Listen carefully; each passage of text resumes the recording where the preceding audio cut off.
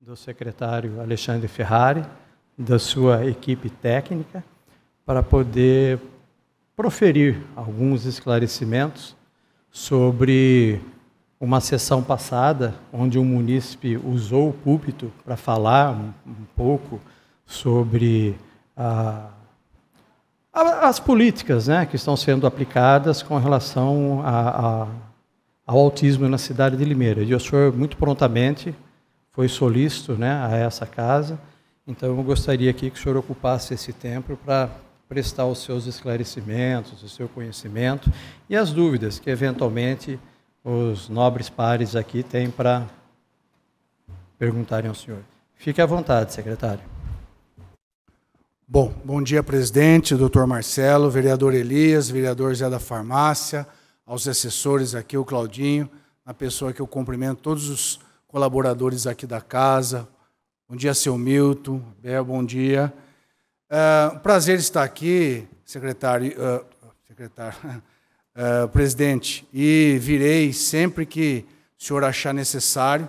As portas da saúde estão abertas para todos os vereadores e sempre que for oportuno, o senhor entender oportuno, estarei aqui na comissão, também da vontade aí do vereador Zé da Farmácia, vereador Elias. Vereador, nós gostaríamos de fazer uma breve apresentação sobre a rede de atenção psicossocial do município, né? Antes de falar do atendimento do SEMA, do atendimento de um CAPS, é necessário entender que o município avançou para um atendimento de saúde mental em rede, como o SUS determina, né? Então, é uma rede de assistência à atenção psicossocial dentro da rede de atenção especializada que faz uma interlocução com a atenção básica, né? A porta de entrada é a atenção básica. O objetivo é que a pessoa, se necessário, caminhe para o serviço especializado, tenha cura, retorne para a unidade básica de saúde para a sua vida e para o trabalho preventivo. Não é a realidade de muitos pacientes com problemas de saúde mental, que muitas vezes vêm e precisam ficar um bom tempo no serviço de atenção psicossocial, como o SEMA, por exemplo, e talvez até alguns precisem ficar o resto da vida com esse atendimento. Essa é a nossa missão. A rede de atenção psicossocial é um serviço que hoje conta com mais de 120 colaboradores, né? Quase 20 unidades e atende aí milhares de pacientes. A gente assistiu um pedaço da manifestação da tribuna, aqui, eu comentei com o senhor, mas assim, vereador, nós estamos acostumados a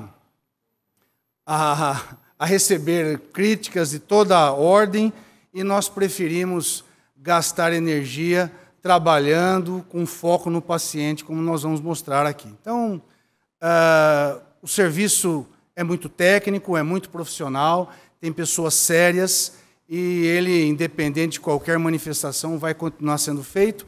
Não é perfeito, tem muita coisa para melhorar, muita coisa para avançar no âmbito de saúde mental, né? Muita coisa para avançar no âmbito do atendimento autista, mas eu garanto para o senhor, para os senhores, é um serviço muito bom, que poucas cidades têm na região e poucas cidades atendem o número de pacientes que nós atendemos. E também, né, nós conhecemos várias famílias que passaram a residir em Limeira por conta do SEMA e do atendimento de saúde mental, né? Esse atendimento de saúde mental é acompanhado pela Regional do Estado, não é solto, não é livre. Há uma legislação, um conjunto de legislações que nós temos que seguir. Há o acompanhamento também da 10ª PJ, Promotoria da Saúde, na figura do Dr. Rafael Presuto, que cobra sempre melhorias e recebe os relatórios mensais, semestrais da nossa produção. Então, assim, é um serviço bem transparente e a gente está à disposição aqui para elucidar todas as dúvidas. Eu vou pedir uma licença para o presidente, se for esse o momento, para passar a palavra aqui. Eu estou com a diretora de especialidades, Andresa, e a chefe de especialidades aqui, a Mayra. A Mayra é psicóloga, bem experiente na rede, no atendimento psicossocial, para ela fazer uma breve apresentação sobre a RAPS, que é a Rede de Atenção Psicossocial, Os senhores receberam aí uma cópia impressa para acompanhar.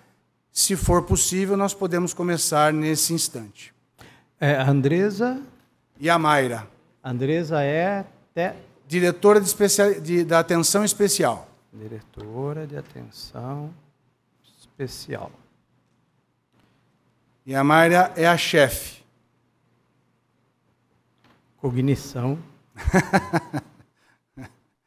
Podemos, presidente, dá licença, vou passar a palavra para a Mayra prosseguir aqui. Muito obrigado. Então, bom dia a todos e todas. Como já foi apresentado, meu nome é Mayra, eu sou psicóloga, sou a Mayra Araújo, né, para ficar mais claro, e estou aqui na intenção de apresentar a rede de atenção psicossocial do município de Limeira, no caso, que está ligado à atenção especializada. Está um pouquinho torto aqui, mas acho que dá para ver, né? A área de atenção secundária hoje está sendo dirigida pela Andresa, como já foi apresentada também, a Andresa Medeiros, ela é enfermeira de formação, né? E está nesse cargo de diretora desde janeiro de 2019. No caso, eu estou na área de gestão, né? Eu sou gerente da atenção secundária e estou também nesse cargo desde novembro de 2019. Tá? Sou de formação psicóloga, sou concursada da prefeitura desde 2014, então fiz agora 10 anos, né? E entrei como psicóloga e trabalhei também sempre na área de atenção psicossocial, na atenção básica, e desde 2019 estou na gestão. Tá? Então, para ficar um pouco mais claro, a gente fala sempre da RAPS, mas, na realidade, nós estamos falando de saúde mental, que é como até então vinha sendo conhecido, e aí a gente sempre fala de RAPS, mas diz da rede que se formou, né? Então, a RAPS hoje é uma rede de atenção, que é a rede de atenção psicossocial, é uma rede de saúde, que dá o suporte e que dá todo o atendimento no que se relaciona à parte de saúde mental dos munícipes. Isso, as pessoas que estão em sofrimento mental ou aquelas que têm algum tipo de transtorno, desde aqueles mais leves até os mais graves, né? Inclusive aqueles que dizem respeito ao uso abusivo de substâncias, né? Que é a questão do álcool e drogas. Hoje, a nossa RAPS, e aí é bom aqui a gente acrescentar que a RAPS, né, quando se fala de saúde mental, a gente segue o que é preconizado pelo Ministério da Saúde, né? Então, tem toda uma linha que em termos do SUS, que nós seguimos, e os eixos dizem respeito, quando fala da RAPS, ao acesso facilitado à nossa rede, a qualificação dessa rede de atendimento, que é uma rede intersetorial, né? A inserção social desses pacientes, desses usuários a essa rede, e a reabilitação e a redução de danos. Então, todos os eixos que dizem respeito à questão da saúde mental, à rede de atenção psicossocial, são baseados nisso. A composição da nossa RAPS, e aí vem, mais uma vez, segundo preconização do Ministério da Saúde, se baseia nesses pontos, tá? Que aí vocês podem acompanhar, porque daqui não tá sendo transmitido, né? Ah, pronto, ele colocou. Então, assim, essa é a composição de uma RAPS, de uma rede de atenção psicossocial, do que preconiza o Ministério da Saúde. A gente fala, e aqui nós estamos apresentando o que diz respeito à atenção secundária, que é responsável pela parte de saúde mental na Secretaria Municipal de Saúde, mas nós temos vários eixos, né, de trabalhos estratégicos que são realizados em toda a rede. Então, nós temos a atenção básica em saúde, que são as unidades de saúde nos territórios, a atenção hospitalar, temos a atenção de urgência e emergência, onde em cada um desses pontos existem estratégias que são trabalhadas para o atendimento e para o acompanhamento desse público. Temos também a questão da atenção psicossocial estratégica, que aí já entra nas ações que são definidas para as ações da nossa diretoria, né? Atenção residencial de caráter transitório, reabilitação psicossocial e de desinstitucionalização. Então, essa é a composição de uma RAPS, segundo a preconização do Ministério da Saúde. Dentro da RAPS Limeira, e aí nós vimos, então, agora de uma forma mais específica, vamos afunilando, né? Nós temos o que diz respeito ao organograma, então, desses serviços dentro da atenção secundária, que é onde nós temos baseados os serviços que hoje são oferecidos às unidades que nós temos em termos de saúde mental. Então, dentro da atenção secundária, nós temos, em termos de atendimento estratégico, temos os CAPs, que hoje nós temos aqui 3 CAPs, que é o CAPs AD, que é o álcool e drogas, o CAPs IJ, que é o infanto-juvenil, e o CAPs 2, que é para o atendimento de adultos, né, que é a atenção psicossocial voltada para adultos. Dentro das estratégias de desinstitucionalização, que eu vou poder falar um pouquinho mais à frente, para ficar mais claro do que é que se trata, nós temos o serviço residencial terapêutico, que é a RT, tá, que também foi colocada há pouco tempo e que está em pleno desenvolvimento, em plena atuação, no que diz respeito às estratégias da RAPS. E, enquanto atenção especializada, enquanto atendimento estratégico para especialidades, nós temos também 3 serviços, que é onde se encontra o SEMA, no primeiro lugar, que é o Centro de Especialização Municipal do Autista. Temos o CTI, que é o Centro de Terapias Integradas, e o Ambulatório de Saúde Mental, que talvez seja o mais conhecido, né, porque foi um dos primeiros que teve em termos de saúde mental aqui no município. Até aqui, alguma dúvida, alguma pergunta? Não? Posso continuar, então? Então, tá. Então, eu vou falar rapidamente sobre cada um dos serviços, para que a gente tenha ideia de como que vem funcionando hoje. Então, o CAPS AD ele fica localizado no centro, ali na 13 de maio. Né? O público que é atendido pelo CAPS AD, que é o álcool e drogas, é o público maior de idade, somente pacientes acima de 18 anos, e que tem problemas significativos relacionados, né, transtornos relacionados ao uso abusivo de álcool e outras drogas.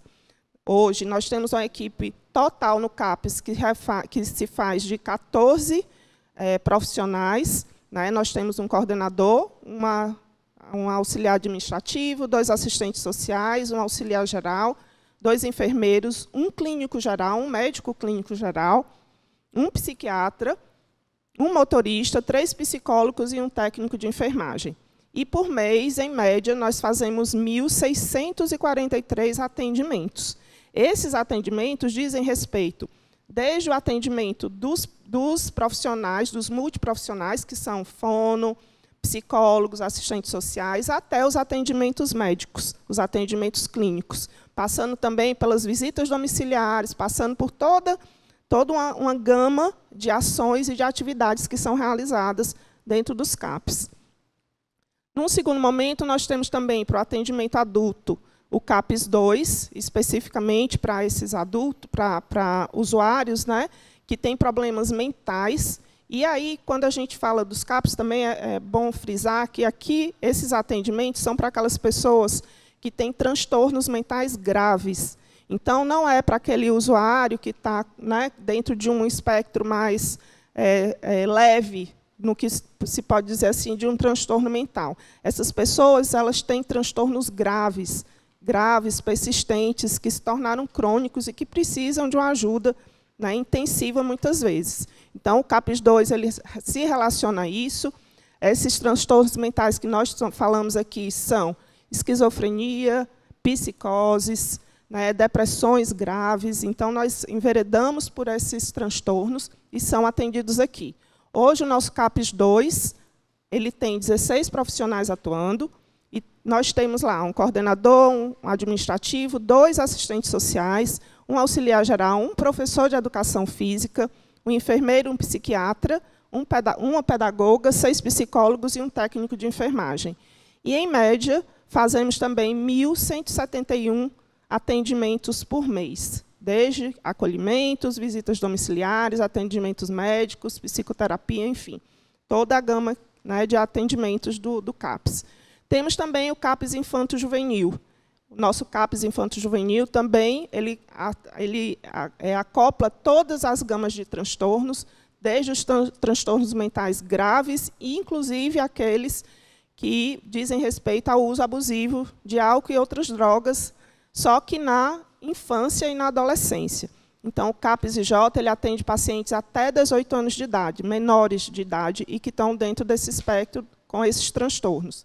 Hoje, a nossa equipe do CAPS-I ela conta com 18 profissionais, entre um coordenador administrativo, assistente social, auxiliar geral, enfermeiro, estimulador pedagógico, 2 fonoaudiólogos, um psiquiatra, uma pedagoga, 6 psicólogos, um técnico de enfermagem e um terapeuta ocupacional. E a média de atendimentos é de 1.126 atendimentos mês dessa minha equipe. Tá? Então, dentro do espectro da estratégia especializada, da estratégia de saúde mental, é o que nós fazemos nos CAPs. Tá? Todos os nossos CAPs hoje, tá? Tem um médico, só vou reforçar isso porque é importante, porque isso já foi questão em outros tempos. Então, nós temos médicos especializados em saúde mental, são psiquiatras. Né? E, além disso, nós temos também no CAPS-AD, que é uma outra questão, também que é importante, principalmente porque no AD a gente trata também da condição da população de rua, nós temos um médico clínico geral também em atendimento no CAPS.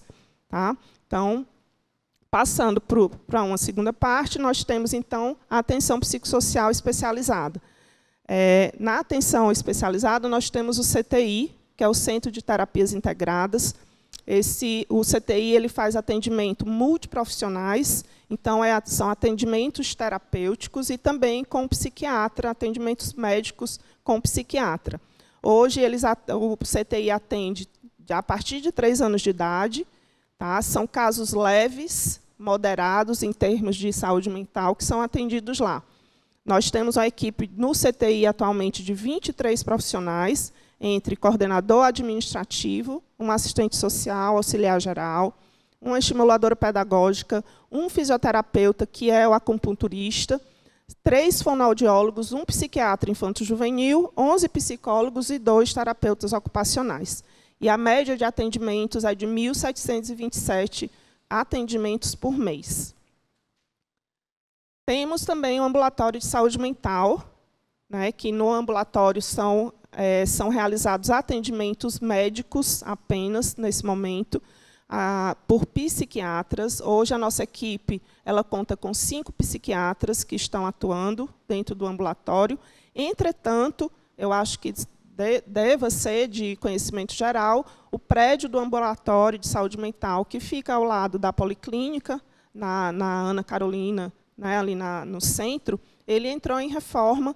E o serviço do ambulatório, em termos psiquiátricos, foi descentralizado. Então, ele passou, desde 2023, que foi quando iniciaram as reformas, o atendimento foi descentralizado e eles foram para as unidades básicas de saúde.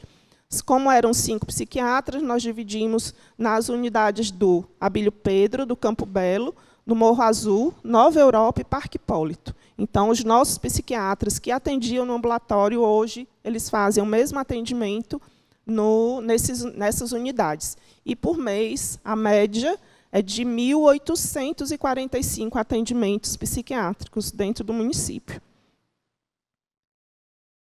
Vamos ao SEMA. O SEMA é o Centro de Especialização Municipal do Autista.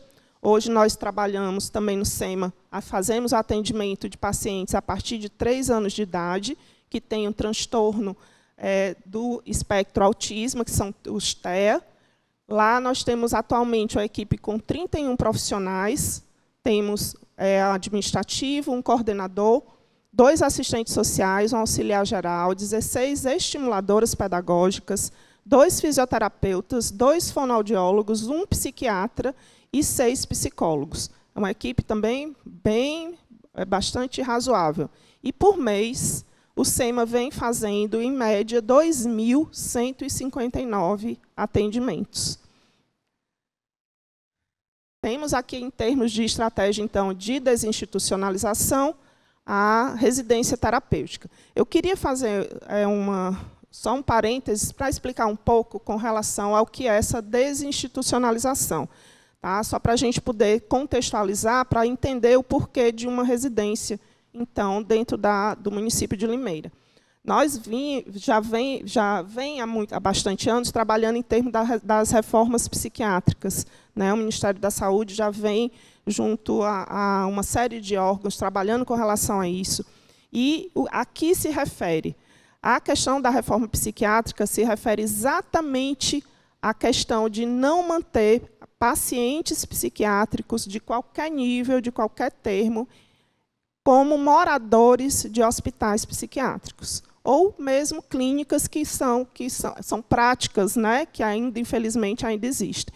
Baseados nisso, e aí, quando a gente fala dos hospitais, também entram aqui a questão dos hospitais de custódia, que são aqueles hospitais onde os pacientes psiquiátricos que cometeram crimes, né, eles estão hoje em tratamento, estão reclusos. Então, todo o processo de desinstitucionalização vem com esse movimento da retirada, da saída desses pacientes de dentro dos hospitais.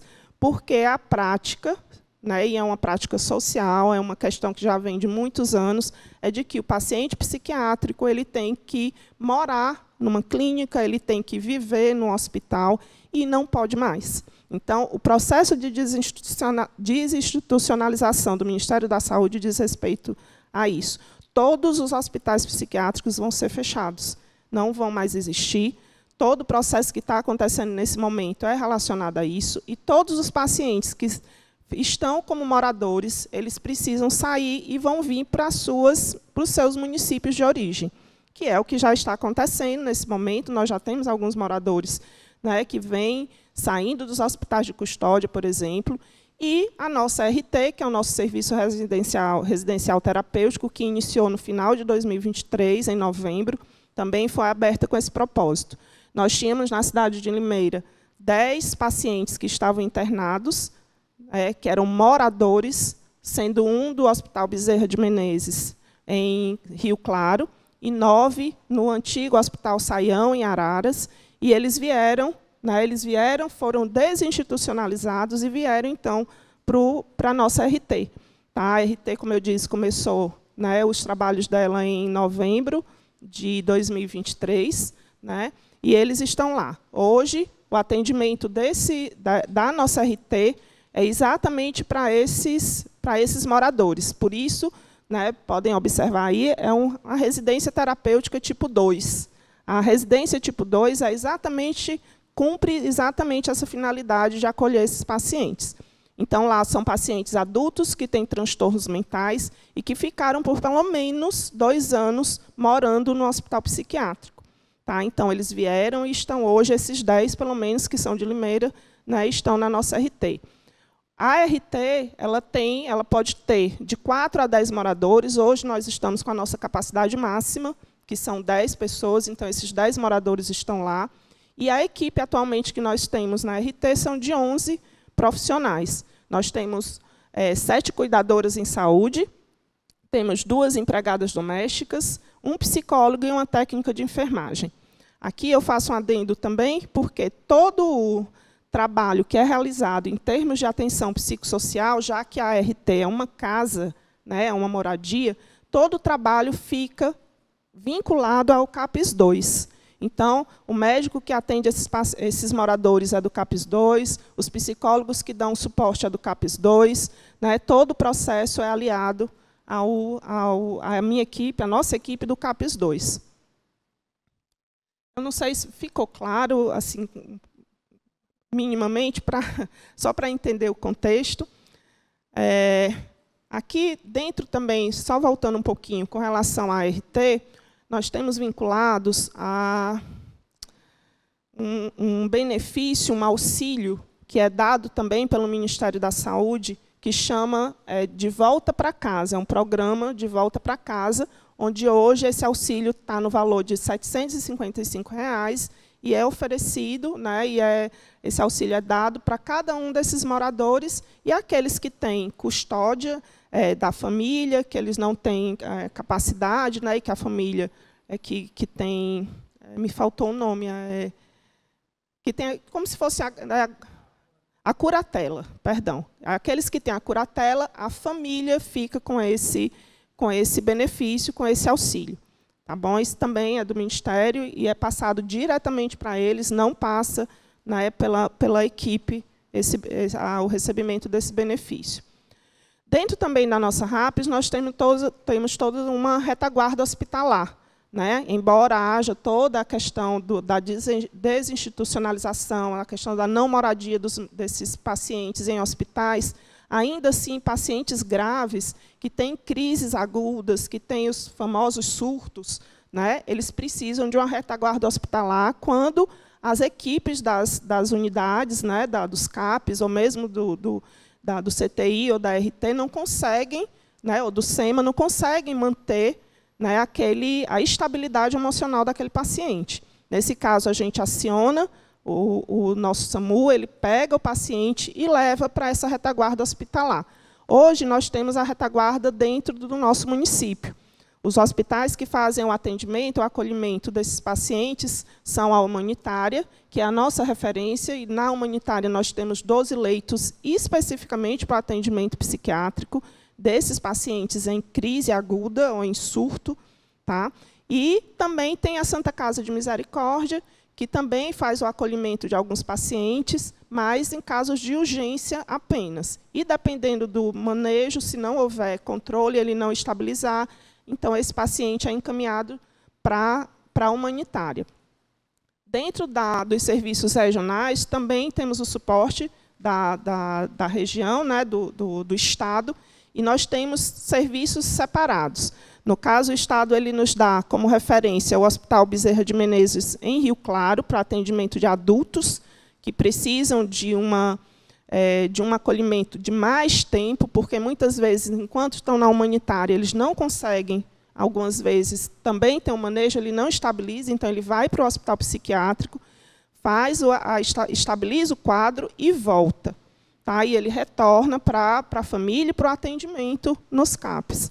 E dentro da área infanto-juvenil, nós também temos 3 locais que são realizados aqui em São Paulo, o acolhimento desses pacientes. Entretanto, os pacientes que têm apenas problemas com álcool e drogas, né? Os infantos juvenis, os menores de idade, que fica o hospital Hospital Lacan em São Bernardo, Clemente Ferreira em Lins e o Hospital da Unesp em Botucatu. Então, esses são os 3 hospitais apenas para atendimento de crianças e adolescentes que estão com problemas, né, que têm algum transtorno e estão em crise no que se refere ao uso de substâncias psicoativas. Nesse momento, o Estado vem trabalhando junto ao Hospital São Leopoldo Mandique para que lá também haja a liberação de mais 30 leitos psiquiátricos para atendimento de pacientes da nossa região. Mas ainda está no processo de habilitação, mas já está, até onde a gente sabe, já deram passos bastante produtivos, né, e já estão com a negociação bem estruturada, então é muito provável que, em breve, a gente também tenha a São Leopoldo Mandique, em Araras, como mais uma referência para o atendimento, e aí tanto de adultos quanto de crianças e adolescentes também, que seria bom, porque é mais próximo, a gente consegue acompanhar também melhor. Tá? E aí vou reforçar vou reforçar aqui, no caso das internações, seja na humanitária, seja em Rio Claro, né, no Bezerra de Menezes, ou seja mesmo em algum desses hospitais que fica fora do estado, fora da cidade, toda a nossa equipe faz o acompanhamento desses pacientes. Tá? Enquanto eles estão lá, fazem acompanhamento, nós fazemos discussões, então, né, tudo isso é acompanhado pela nossa rede. Bom, ainda falando da RAPES, a gente tem, além dessas unidades, né, que fazem todos esses trabalhos, nós temos também algumas ações que são realizadas junto à nossa rede. Então, nós trabalhamos com a escuta especializada. Na realidade, a saúde tomou a frente, e hoje a escuta especializada, embora tenha uma comissão, ela é realizada dentro de uma das nossas unidades, que é o CTI, por profissionais nossos, e a escuta ela diz respeito ao atendimento de crianças e adolescentes que passaram por agressão física ou sexual dentro do município. Então, eles são atendidos, é feito toda uma escuta, todo um acolhimento especializado, e, quando necessário, o atendimento é realizado no CTI. Participamos também, temos também, dentro da nossa RAPS, representante da junto à rede Elza Tanque, que aí diz também da questão da agressão processos de agressão a mulheres, né, que são vítimas de violência. Temos trabalho com as comunidades terapêuticas. Nós temos hoje convênio com 2 comunidades aqui em Limeira, que fazem o atendimento, né, e o acolhimento de pacientes, quando necessários, tanto feminino quanto masculino, que fazem uso, especificamente o uso abusivo de álcool ou outras drogas. Temos uma equipe de colegiado gestor, dentro também da RAPS, onde são definidas ações, estratégias para atingir cada vez mais todo o espectro de atendimentos no que se refere à saúde mental no município. Realizamos agora, ano passado, numa primeira edição, o Fórum de Saúde Mental, e esse fórum foi realizado no Teatro Naibelo, né, teve um alcance bastante relevante, e onde a gente discute também ações, questões relacionadas à saúde mental do município, não só na rede de saúde, mas em toda a rede, junto ao CEPROSOM, à educação e mesmo às famílias. E a gente realiza também, junto a todos os pacientes dos CAPs, né, tanto da área infantil quanto adulto, no final do ano, ali na parte da frente da prefeitura, no chafariz, nós realizamos uma festa de Natal, que a gente deu carinhosamente o nome de Festa da Alegria, onde a gente comemora a passagem do ano e o Natal e oferece para essas famílias a possibilidade de ter uma festa, né, mais ampla, onde eles vão estar junto com seus filhos, que muitas vezes, né, passam por tratamentos o ano inteiro, junto com a equipe, e, né, são essas ações que nós conseguimos fazer para atender a essas famílias e esses pacientes. Como projeto futuro, né, o que nós gostaríamos, o que é que nós estamos estrategicamente planejando fazer?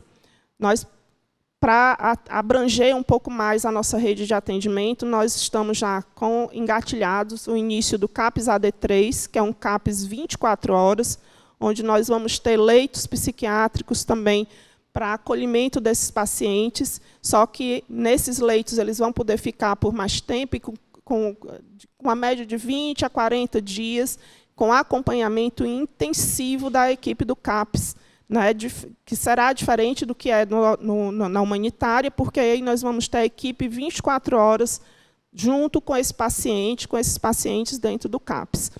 Temos também como projeto o CAPS Infanto-Juvenil, nessa mesma pegada, né, também com acompanhamento 24 horas intensivo de pacientes, só que agora pacientes menores de idade, que também tem tido um número muito relevante, aumentou bastante, né, todas as nossas ações em termos de infância e juventude. Temos também como projeto abrir uma unidade de acolhimento adulto para acolher e dar uma residência temporária para alguns pacientes que perderam os vínculos com a família, né, e isso também vem acontecendo com bastante frequência, perdem vínculo com a família, saem muitas vezes da internação do hospital, não tem para onde ir, ficam em situação de rua. Então, uma unidade de acolhimento adulto também teria a intervenção do CAPS, fazendo o acompanhamento desses pacientes, e ele conseguiria, então, se reestruturar para voltar a ter uma vida normal, a procurar trabalho, a estudar, enfim, a tocar a sua vida depois disso. E a criação do grupo Condutor Municipal de Saúde, que é uma demanda que a gente já vem acompanhando do Ministério Público, e nós estamos na iminência de realizar, acredito que agora, no primeiro semestre, a gente consiga, que é onde vai também abranger toda a rede do município. Então, vamos ter reuniões para discutir de saúde mental com a educação, com o CEPROSOM, com o Conselho Tutelar, com o Tribunal de Justiça, com o Ministério Público. Então, vai ser uma rede abrangente para que a gente consiga também traçar estratégias mais significativas e que tenham mais efetividade. Bom, o que eu tinha para explicar era isso, né, o que a gente apresentou em termos da RAPS. Né, essa é a estrutura na qual nós nos encontramos hoje. Eu deixei aqui os nossos contatos, meu e da Andresa. Esse telefone que tem é do nosso setor, nossos e-mails. Queria agradecer a fala e agora nos colocamos à vontade, né, para responder alguma dúvida, né, alguma questão. Com licença, presidente, só para uma finalização. Bom, é uma rede robusta, ela aumentou muito nos últimos anos. Quando a gente fala de saúde mental, é esse atendimento em rede, nas suas várias vertentes, né? É um trabalho aí que nós atendemos cerca de 10 mil pacientes mês, 120 mil ano, mais ou menos, passam lá. Então, é um serviço muito robusto, técnico. Saudar a presença e agradecer aqui o vereador Carlinhos, nosso companheiro, e o vereador João Antunes, acho que esteve presente também. Futuro aqui, presidente, além do CAPS 3, que agora a gente já com uma parceria com a Mandic, é para mobiliar ele e voltar para o ambulatório de saúde mental. Uma parte vai ser o CAPS 3, a outra é o ambulatório. O segundo passo é encaminhar para o CAPS 3 24 horas, né? CAPS I, J 24 horas, e o prefeito também já anunciou a vontade de fazer um novo SEMA, né? Tem uma estrutura nova do SEMA sendo montada ali onde era o João Fischer, na frente do shopping, ali perto da prefeitura, e ele pretende dividir as idades, fazer 5 mais um SEMA, 5 menos em outro, está formatando essa ideia. Também é um outro equipamento aí que a gente vai investir bastante. E nós estamos à disposição dos membros aí para qualquer dúvida. Em primeiro lugar, eu gostaria de agradecer à senhora Mayra Araújo pela objetividade da apresentação, parabenizá-la pelo empenho. Sabemos dessa complexidade que é lidar com a política pública, principalmente dessas doenças mentais. E, em nome dessa Casa de Leis, agradecer todo o seu empenho, todo o seu trabalho. Peço desculpas aqui por também não ter registrado a presença do senhor Milton. Desculpe pela falta de familiaridade, senhor Milton, mas a gente sempre está aqui para poder redimir e reconhecer também quem muito se dedica a essa causa. Preciso deixar registrado também a presença da Val, que está assessora do vereador Vaguinho, que não pôde estar presente, então, obrigado, a Val. Gostaria também de registrar aqui a presença do vereador João Bano, e eu acho que o Carlinhos, o João que entrou, né? Acho que o João entrou e saiu, né? A dificuldade da visão ainda não é 100%. E gostaria de deixar aberto aqui, se algum membro da comissão tem alguma pergunta, tem alguma tratativa para fazer para a senhora Mayra.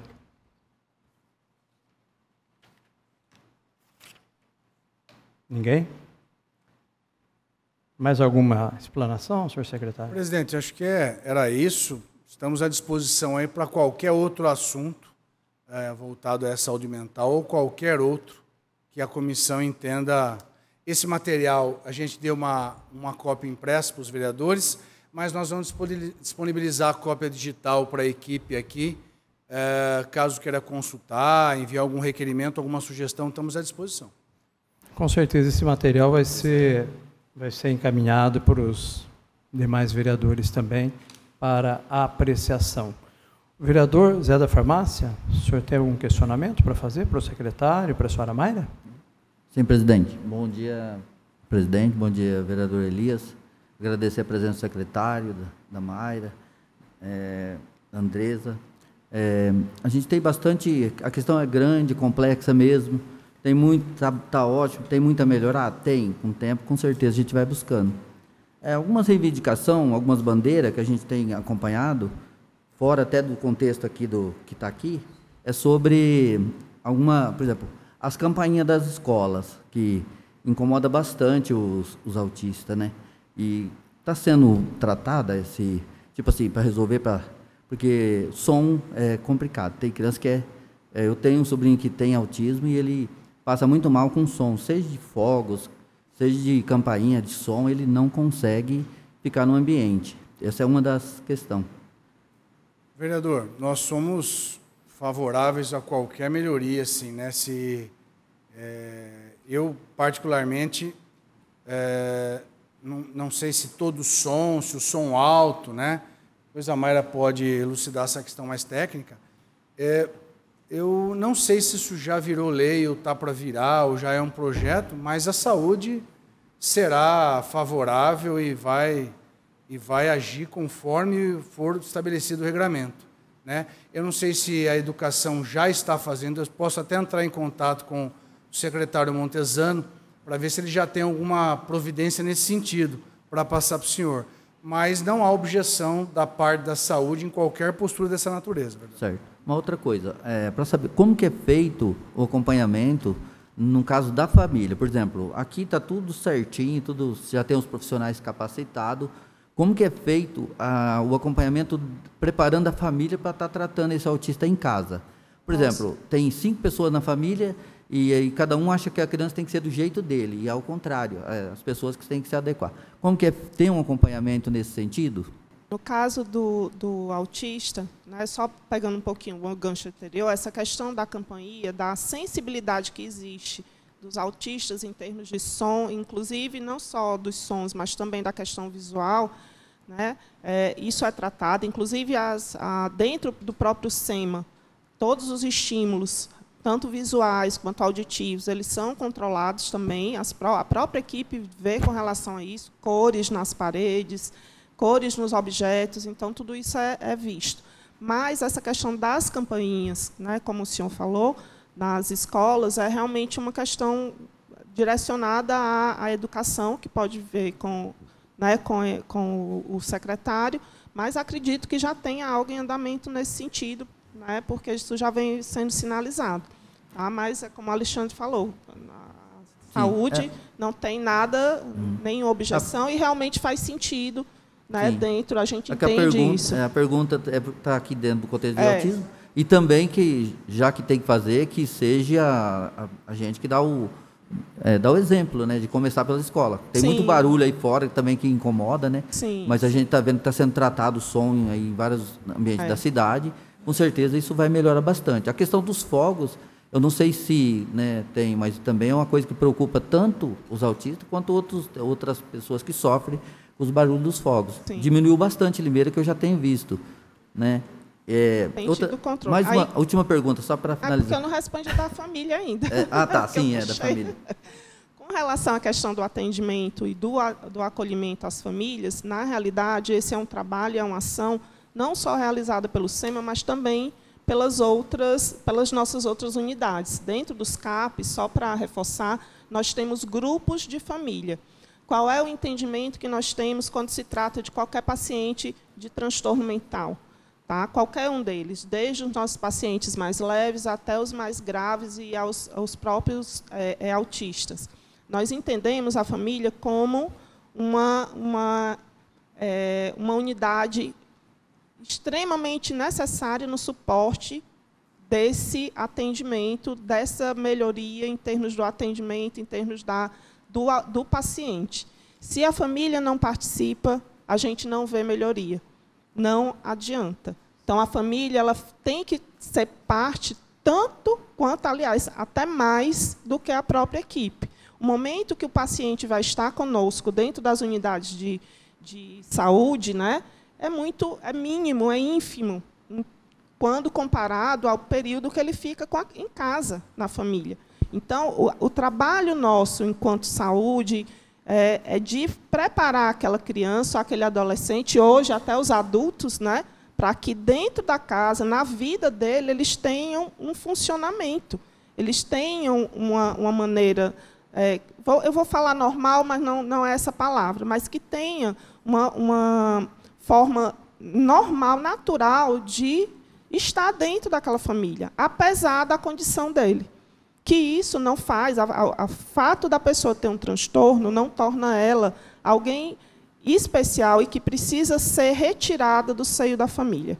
Ao contrário, essa criança, esse adulto, esse adolescente, ele tem que ser acolhido e aquela família tem que se adaptar e se adequar àquela situação e trabalhar junto. Mas é um trabalho conjunto, né? Feito com a saúde, feito com a escola, feito com os locais onde essa criança, esse paciente, onde ele passa.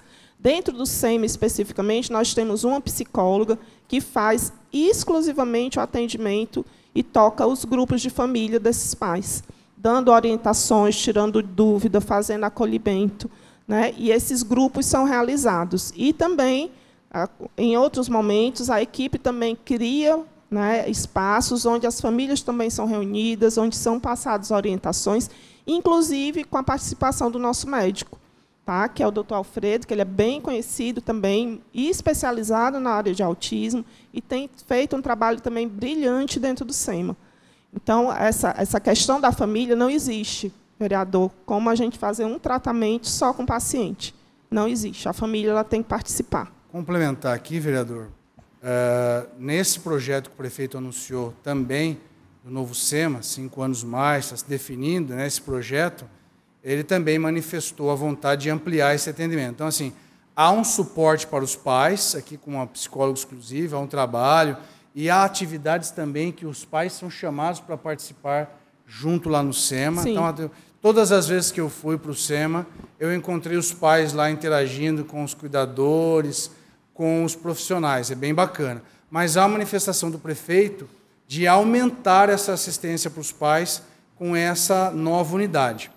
E, por outro lado, também há um trabalho, pessoalmente meu, com o Dimas e a Renata Chiari do CEPROSOM, para solicitar o promotor uma participação maior da família, dos pais, dos cuidadores, não só na questão de autismo, de saúde mental, mas outras questões também de suporte ao idoso, vereador. Então, assim, o adoecimento, esse problema no indivíduo, ele gera um problema na família. O Estado tem que apoiar a família e, por sua vez, a família também apoiar essa pessoa na melhor idade, em alguma doença rara, em alguma situação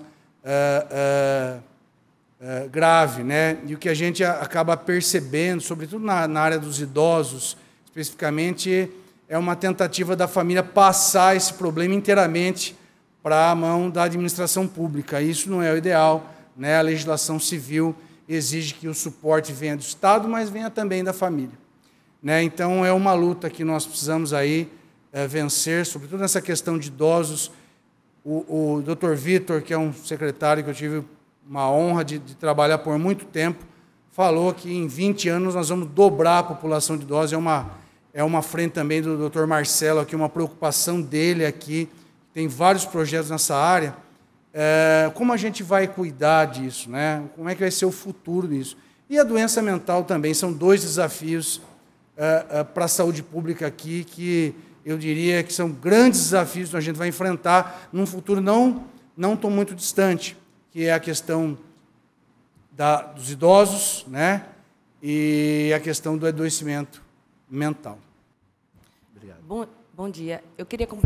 Quero complementar a fala do Alexandre e a fala da Mayra. Com relação ao SEMA, num tratamento com a família. Dependendo da evolução da criança, a nossa equipe vai até a casa do paciente e faz a terapia dentro da residência, até mesmo para orientar a família como acolher, como apresentar uma alimentação. A gente teve um caso no SEMA que uma criança ela não conseguia evoluir, ela não conseguiria sentar na mesa para se alimentar. E nós fomos até a casa entender por que isso não estava conseguindo essa evolução. E vimos que na casa não tinha mesa, né? Não tinha cadeira. Então, como a gente vai colocar uma criança para sentar numa mesa, comer, se alimentar, se na casa dela não tem? Então, esse trabalho a gente faz também junto ao SEMA e junto ao CAPES-IJ. Também nós temos crianças e adolescentes. Muitas vezes, André, precisa de um suporte social, né? E o CEPROSOM também sempre estende as mãos. Às vezes, precisa primeiro de um suporte social em casa para continuar, né, a terapia. Só para terminar, a preocupação é essa mesmo, né, que a gente queria saber como funciona. E muitas vezes o pai e a mãe, ele quer achar um tratamento, quer achar um local, só que ele deixa só para os órgãos públicos e esquece de fazer a parte dele, né?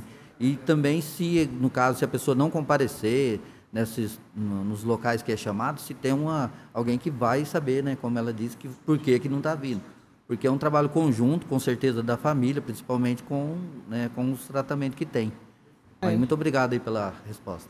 Só reforçando, no caso do SEMA e no caso também das outras unidades, todos os pacientes, eles têm horários, né, dos atendimentos. No caso dos CAPs, a gente chama de portas abertas, o paciente vai, ele tem, não é um tratamento ambulatorial com horário certo de atendimento, mas eles têm atividades que são realizadas. Em todos esses casos, o paciente não comparecendo, a gente liga. Nós temos em cada uma das unidades, né, nós temos tablets que agora agilizou muito o processo também de comunicação, né, através do WhatsApp. Nós nos comunicamos com as famílias, perguntamos o que aconteceu que o paciente não foi, se ele falta a consulta médica, né, no CAPS ou no próprio SEMA. Nós ligamos, nós procuramos saber o que aconteceu, porque isso faz parte, é um tratamento integrado. Né? E, às vezes, existe, sim, a dificuldade da família em levar. Né? Houve algum problema, enfim, atrasou, não conseguiu ir por algum motivo, e a gente já remarca. Então, a gente procura entender o que está acontecendo. Se tiver algum problema, olha, eu não estou conseguindo levar, ele não está querendo ir, então, nós vamos até lá. Ah, eu não consigo dar a medicação, nós fazemos a medicação assistida. Então, a gente vai na casa, a gente dá essa medicação, a gente acompanha, como a Andresa disse, nós fazemos as orientações, e são inúmeras vezes que isso já aconteceu. Infelizmente, nem toda família aceita. Tem isso também. Às vezes, a gente oferece, a família ela se recusa, né, pelos seus motivos, mas não, muitas vezes ela não quer. Então, é um trabalho que tem que ser integrado. Se não for assim, não tem efetividade. E aí é como o senhor colocou, né, colocar dentro da unidade de saúde para ficar, como nós vemos muitas prescrições, né, onde se passa 40 horas de terapia para uma criança com autismo, por exemplo, como que ela vai ter, muitas vezes, a condição de acompanhar, ficar 40 horas, né, por semana sentado numa cadeira fazendo... Não dá. Né, é muito dinâmico. Então, assim, tem que avaliar, tem que ser muito específico dentro desses atendimentos e tem que ser integrado. O que nós não conseguimos fazer dentro da unidade de saúde tem que ser feito na casa. A intenção é que cada um desses pacientes eles se tornem funcionais. Cada um desses munícipes eles sejam pessoas funcionais, autônomas, que tenham a condição de, apesar ou embora não esteja mais dentro de um serviço de saúde, eles tenham condição de tocar a sua vida. Né? Eles vão envelhecer, porque as crianças elas estão se tornando adolescentes e adultos, e é uma preocupação nossa também. Essas crianças, essas pessoas, elas têm que ter uma vida autônoma e funcional. Elas têm que saber fazer uma compra, elas têm que saber comer, sentar à mesa e comer uma refeição, fazer uma refeição, né? Porque elas, muito provavelmente, pela natureza, elas, em algum momento, elas não vão ter mais o suporte familiar. E elas vão se ver sozinhas. Né? Muitas vezes o restante da família não quer, os pais, naturalmente, né? Não nem sempre acontece assim, mas a ordem natural é que os pais faleçam antes dos filhos. E essas crianças, né? Essas pessoas, como que vão ficar? Se não tem preparo nenhum. Se passaram a vida inteira dentro de uma clínica, né? Se passaram o tempo inteiro dentro de um hospital. Então, é muito difícil. Então, é um trabalho que tem que ser realmente muito integrado. E é o que a gente vem tentando fazer. Vereador, Certinho. se eu puder só dar uma contribuição, o problema do autismo também é a individualidade. Você tem vários tipos de autismo, o senhor sabe bem disso, né? Sim. Eu não me sinto aqui na propriedade de falar sobre autismo, não tenho conhecimento, não tenho... A minha bandeira, o meu conhecimento é sobre outro tema, mas tem pessoas aqui que conhecem muito mais até do que eu. E o problema é essa individualidade. Quando o senhor fala, às vezes, do ruído da campainha, então a condição do autista ela é única, ele não é uma receita de bolo. Então a dificuldade, quando você vê o trabalho dessas pessoas, eu acho que é de suma importância, né, esclarecer essas políticas que estão sendo aplicadas.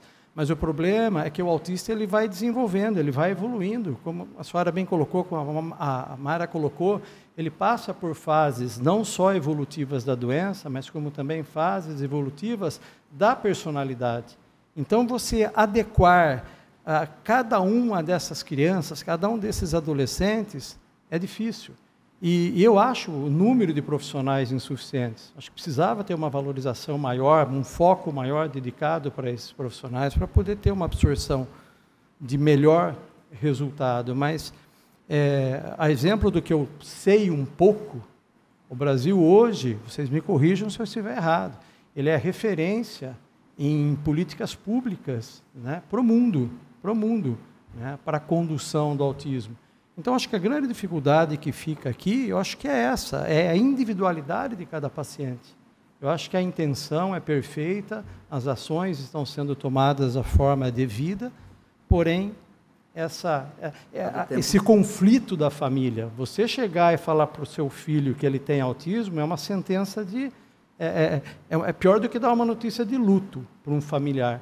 Então, acho que esse envolvimento familiar, como a senhora bem colocou, da aceitação da família, acho que a gente precisa também, enquanto Casa de Leis, educar as pessoas, né? Fazer políticas para esclarecer melhor o que é essa doença, como conduzir essa criança, como identificar essa criança.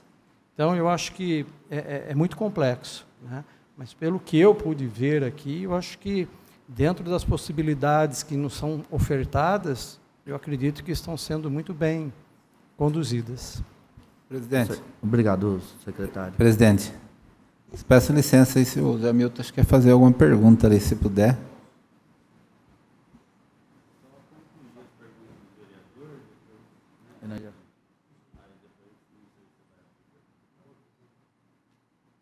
Aqui a minha encerrou, Elias. Eu queria... Primeiro, bom dia a todos. Parabenizar o aniversariante do dia aqui, o Zé da Farmácia. Obrigado. Agradecer a presença do senhor José Milton, que sempre contribui muito no debate, né? Importante. Nós tivemos aqui a assessoria da vereadora Mariana Calça, estamos aqui com o vereador Estevão Nogueira, vereador Carlinhos Silva, Carlinhos do Grota, né? Com a assessoria também do vereador Vaguinho. Obrigado, senhor presidente, pela palavra. A gente sabe que o trabalho tem sido feito e esses 2.159 atendimentos aqui, mais ou menos para quantas crianças são? Essa é uma pergunta. A segunda pergunta é se teve alguma mudança de rota com relação ao atendimento do SEMA com a nova administração municipal ou se permanecem os mesmos parâmetros. E a terceira pergunta é com relação à construção do SEMA, né? Nós tivemos informações, há muita informação na Rádio Peão, e eu acho que nada melhor do que vocês para esclarecerem isso. Então, há informações do tipo, olha, não orçaram o telhado na gestão passada, que absurdo. E aí há informações do tipo, olha, a obra não previa a questão do telhado, mas quando mexeu na estrutura, viu que tinha alguns problemas que gerariam problemas estruturais e aí gerou-se a necessidade do telhado. Há informações de que as obras estão paradas e outras dão conta de que ainda está em andamento. Então, de forma oficial, se a gente pudesse esclarecer tanto essas três situações, né? Que apesar de 2.159 atendimentos, nós temos aí muitas crianças que precisam de atendimento e que ainda hoje não conseguem o atendimento. E aí saber quantas crianças efetivamente são atendidas pelo SEMA. E aí a segunda e a terceira pergunta, se vocês puderem esclarecer, seria muito interessante. Com relação ao atendimento, hoje nós estamos com 205 pacientes no SEMA sendo atendidos e 61 pacientes já diagnosticados aguardando atendimento. E 150 pacientes aguardando o diagnóstico. Avaliação, em processo de avaliação e diagnóstico. Tá? Então, iniciamos o SEMA com 40 crianças, aí hoje nós estamos com 205. Mas essas 61 que já estão diagnosticadas, precisam iniciar, então vamos passar para 267 pacientes atendidos. Vereador, sobre o novo SEMA, eu acho que, assim, tecnicamente, a dinâmica do atendimento do autismo não mudou com a mudança de governo. O prefeito Murilo quer manter o que está dando certo, quer manter o atendimento lá e quer otimizar, né? Já manifestou interesse, como eu disse, de criar um novo SEMA, talvez dividindo aí pela idade, né? Precisa ser também ouvido o corpo técnico de como seria essa divisão, e o Dr. Marcelo explanou muito bem, e nós temos isso em toda a saúde mental, que é o plano terapêutico individualizado, vereador. É exatamente o que o senhor falou, né? Não dá para fazer um regramento de atendimento, um protocolo único para todos o atendimento, não só de autismo, mas com uma das outras patologias. Para todo o atendimento de saúde mental, né, Maria, tem o protocolo individualizado. Então, assim, pelo que eu sei, tá, vereador, a obra está sendo tocada lá pela Secretaria de Obras, pelo Celso, mas assim, não parou. Já me falaram isso, mas eu não sei se eu vou conseguir passar tecnicamente aqui. Talvez eu possa encaminhar para o senhor por escrito, na forma de um ofício, tal, detalhadamente. Mas houve uma descoberta de um problema lá no telhado, né, um problema sério na estrutura ali do barracão, né, que era lá, e isso foi, né, um problema inesperado, e a empresa falou, olha, vamos ter que fazer um ajuste aqui no contrato de obras para sanar esse problema, né? Eu não sei exatamente qual é, se é eu acho que é algum problema no madeiramento, na estrutura do telhado lá, e pelo que eu sei foi um problema inesperado. Isso acontece em obras de reforma, a gente já teve situações assim. No terreno que a gente escolheu ali para o Parque Hipólito, por exemplo, tem um problema no terreno crônico ali, um declive, e para ser feito, ou vai ter que ser mudado para uma outra área, ou vai ter que ser primeiro ajustado esse terreno. São problemas de ordem de engenharia que eu não sei muito bem, não é minha área, mas é que, via de regra, quando a gente na saúde topa com uma reforma de um prédio já construído, uma edificação pronta, a gente tem. Mas nós vamos sanar esse problema se tiver que ser feito um aditivo, uma complementação. Já está em andamento, né, esse aditivo? Pois não, Andresa? Sim, o aditivo para o projeto contemplava, sim, o telhado, foi feito. No meio da reforma do telhado, foi identificado essa questão da estrutura, do pilar, eu acho que é estrutura de concreto, para poder segurar, e daí foi feito, já está em andamento o aditivo, e quando foi colocar, além do telhado, né, para a estrutura, foi visto que o solo antes era uma escola, e essa escola, acho que pegou fogo há muito tempo atrás, e foi derrubado essa estrutura e foi aterrada. Então, o telhado puxou essa questão da estrutura, de manter, e o solo também, para poder fazer. São duas coisas que foram encontradas durante a obra, que a gente não esperava, e está em andamento os aditivos. É exatamente essas duas coisas. Eu me lembrava aqui, respondi espontaneamente, mas é um problema de um incêndio que teve lá, essas duas coisas. Mas o aditivo, tão logo finaliza essa parte burocrática aí, e faça essa compensação econômica, vai embora. Alguma pergunta mais dos vereadores da mesa, que compõem a mesa?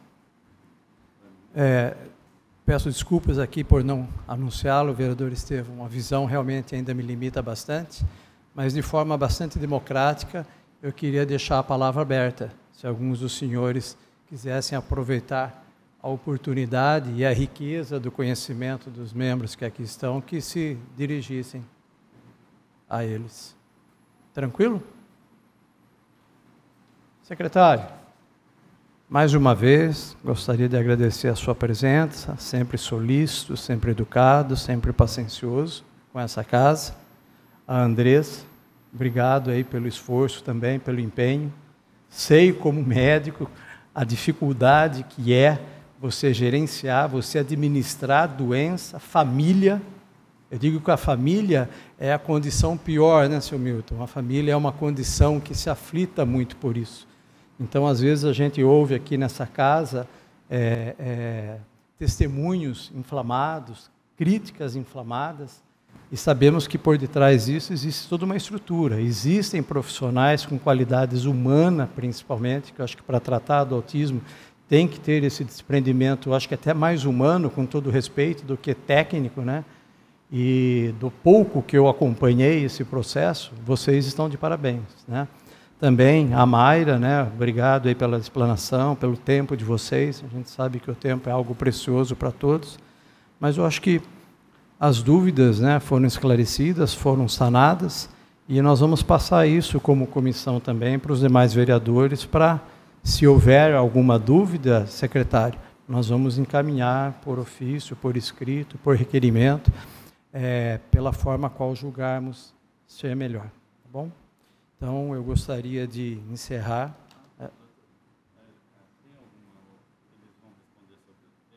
Qual? Fique à vontade. Qual? Sabe porque eu perguntei se alguém mais tinha alguma pergunta, vocês não se manifestaram? Não, pode? Fique à vontade, vereador. Eu perguntei, eu me direcionei de forma democrática para todos se pronunciarem. Pois não, pode fazer a sua... Secretário, nós estamos tendo aí esse problema com medicamento há alguns dias na cidade. E reduziu-se bastante essa falta e a gente espera que normalize o mais rápido possível. A gente já fez essa pergunta, mas, novamente, nós temos várias informações que dão conta até de falta de 100 medicamentos, 120 medicamentos, que eu acho que isso não é uma realidade, pelo menos eu, como vereador, não constatei isso em nenhum momento. E também... é importante saber se a compra desses medicamentos estão sendo feitas por atas de preço ou se foram feitas novas licitações. Porque a gente sabe que o modelo de contratação e de compra anterior era por atas de preço, e isso acaba dando uma celeridade maior na hora da compra. Essas atas de preço ainda estão em andamento, ou estão sendo feitas novamente, ou agora o modelo de compra é outro? Foi interrompido algum processo de licitatório nesse primeiro período, ou não? Se essa questão ela foi causada, talvez, por decisões errôneas na gestão anterior, ali no final. Eu sei que talvez é até constrangedor, mas é importante que nós sejamos transparentes e que as questões andem da forma mais transparente possível e que as pessoas tenham a informação de forma correta.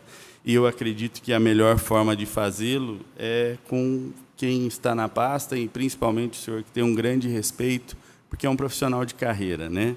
Então, um profissional de carreira que há muito tempo está ali, mas nós também temos pessoas que há muito tempo estão lá na Secretaria da Educação e exercem um trabalho com eficiência, com eficácia, e é importante que nós coloquemos isso em debate, não em debate, mas de esclarecimento para a nossa população. Perfeito, vereador. E é sempre oportuna essa pergunta. Agradeço o senhor por esse questionamento, que é uma oportunidade de a gente publicamente e diretamente informar aqui aos vereadores, que são também os fiscais do Poder Executivo. A semana passada a gente estava com uma falta de 31 medicamentos. Essa semana, na terça-feira, nós passamos a falta de 21, chegou mais medicamentos, com 21. É para chegar até amanhã mais 5 medicamentos, e a gente vai cair aí para 16, né? Enfim, a gente quer até a semana que vem, mais tardar a outra, zerar isso aí. Já era para ter zerado. O problema é que hoje quem ganha a licitação, o vereador, é a empresa distribuidor. A gente não se ganha a licitação quem produz. e é o distribuidor. E quando eu empenho essa despesa, eu posso empenhar essa despesa, depois de um grande trâmite, para requerer esse medicamento, por uma questão legal e contratual, o fornecedor ainda tem 10 dias para me entregar isso aí. Então é feito todo um trabalho para ligar para esse fornecedor, muitas vezes a gente vai buscar, que eu considero uma situação de emergência, a gente resolver essa questão de vez dos medicamentos. Então, muitas vezes, o fornecedor falou assim, não, eu tenho, mas o meu caminhão só vai a semana que vem entregar. Não, eu vou até Campinas, e a gente foi pegar esses medicamentos para não faltar, né? Então, atualmente, são 21 medicamentos que estão faltando, é para chegar até amanhã mais 5 medicamentos. Aí vai faltar 16, e a gente vai nessa atuada até zerar. Nós estamos ainda pedindo das atas que foram feitas o ano passado, são grandes atas. Então, o modelo escolhido pela Diretoria de Gestão de Suplementos da Secretaria de Administração foi a realização de ata de registro de preço, são grandes atas, né?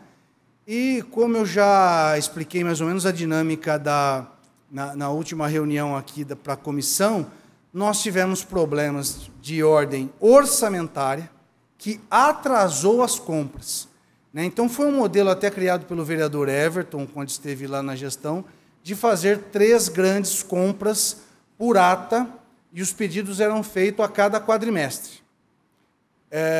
Até tive com ele, o senhor teve com ele lá na Secretaria de Saúde, ele passou mais uma vez lá, e a gente debatendo sobre esse tema, e eu levei essa angústia para a secretária, a Claudete, de administração.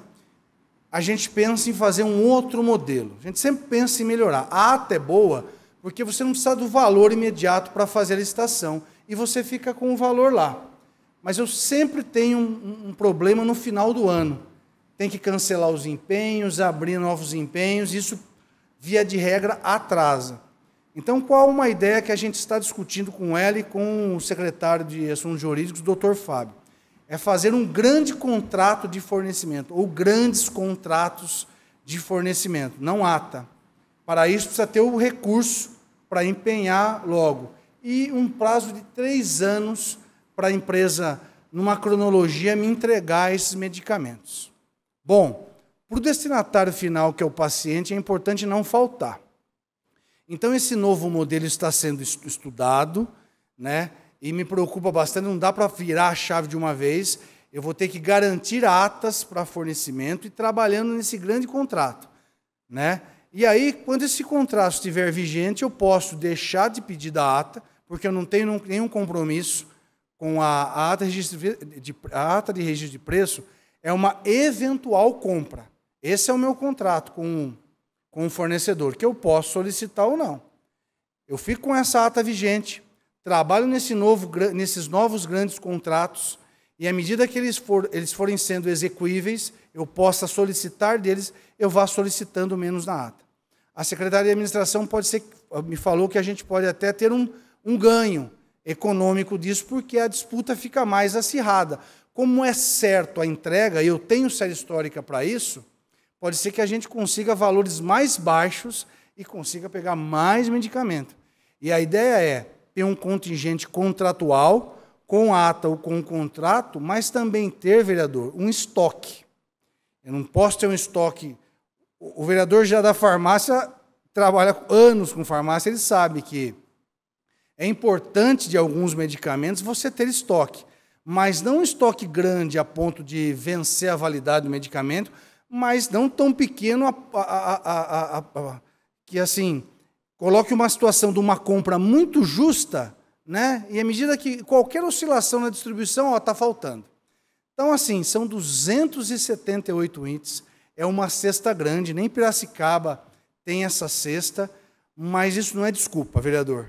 O senhor está correto de colocar aqui, eu quero que o senhor continue nos provocando com isso, e a ideia é, zerou isso aí, a gente tem um mecanismo para que não falte. Porque nós temos série histórica, vereador, nós sabemos onde sai e o que sai.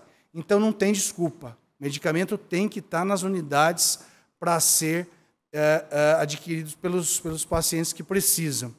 Então, isso não está certo ainda, pode ser que a gente continue nesse modelo de ata até que a gente firmes dessa condição do grande contrato e assim faça. Essa falta de recurso no passado, depois da pandemia, queimou o nosso estoque e queimou a ordem de compra. A ordem de compra desenhada pelo vereador Everton é muito boa e funciona, né? Mas, como eu já disse, precisa ter o recurso para empenhar. Sem o recurso para empenhar, você não pede. Na terceira compra, você pode empenhar um pequeno valor e fazer uma grande compra no ano seguinte. Mas na primeira e na segunda compra, tem que ter o recurso para empenhar. Sem o prévio empenho, não tem medicamento. E é um desafio também para a Secretaria de Fazenda não deixar de separar esse recurso do medicamento para que eu tenha a liberdade de empenhar no momento oportuno, para daqui 3, 4 meses não faltar. Então, assim, o prefeito Murilo, ele entendeu essa dinâmica, o secretário da Fazenda entendeu essa dinâmica e há um empenho dessas outras secretarias também para nos ajudar, né, na separação desse recurso para que não venha a faltar. Eu quero retomar as compras, retomar essa gordura orçamentária, a gente poder comprar mais ou menos, e também obedecer essa cronologia, né? E eu acredito que nós vamos chegar nesse resultado aí de não faltar os nossos 278 itens aí. Obrigado pelas respostas. Eu só queria agradecer vocês. Muito obrigado. Pela forma sempre solícita e sempre muito clara que se posicionam, e nos orgulha ter profissionais desse gabarito na nossa secretaria. Obrigado, senhor presidente, pela oportunidade.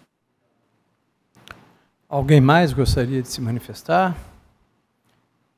Caso contrário, então, mais uma vez agradeço a presença de todos e declaro por encerrado essa reunião. Obrigado.